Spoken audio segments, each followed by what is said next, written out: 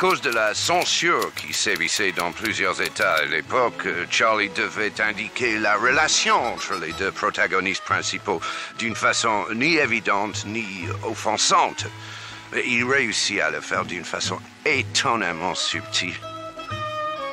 Un bon nombre de moyens furent envisagés. D'abord, Chaplin me faisait prendre une pipe posée sur une table et l'allumer. Mais ça n'allait pas parce que ce n'était pas le genre de Revel de fumer la pipe.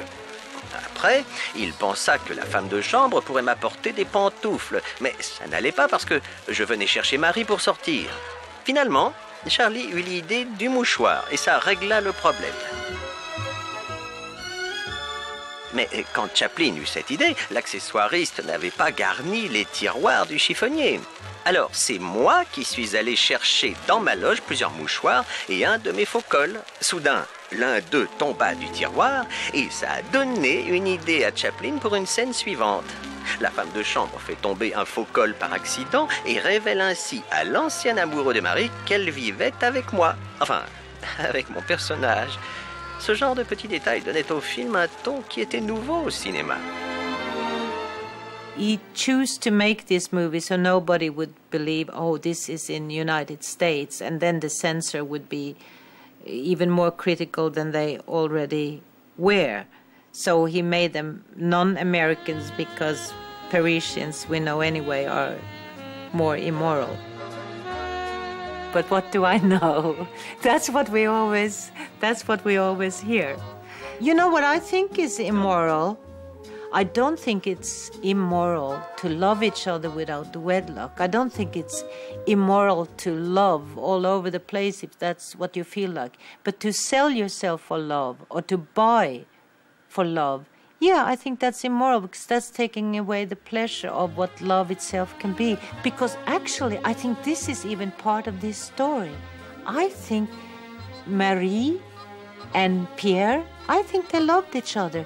So if she hadn't been bought and if he didn't have to buy, I think they would have recognized, we really love each other.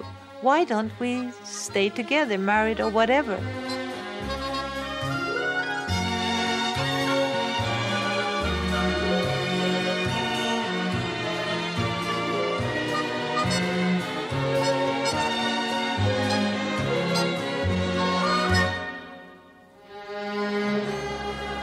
Vous savez, la brève séquence de la gare, qui a une place dans l'histoire du cinéma, Rolly Totro, qui fit la lumière des plus beaux films de Chaplin.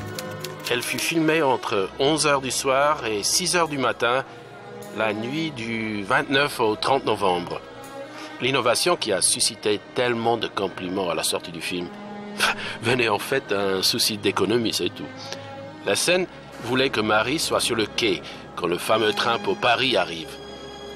Pour éviter d'avoir à construire un train français, j'ai tout simplement découpé des ouvertures dans un morceau de carton de 30 cm et puis je l'ai fait passer devant un puissant projecteur. La lumière projetée sur le visage de Marie avait l'air d'être reflétée par les lumières d'un train en mouvement. Avez-vous remarqué que Charlie Chaplin fait une brève apparition dans cette scène en porteur maladroit, complètement déguisé et emmitouflé?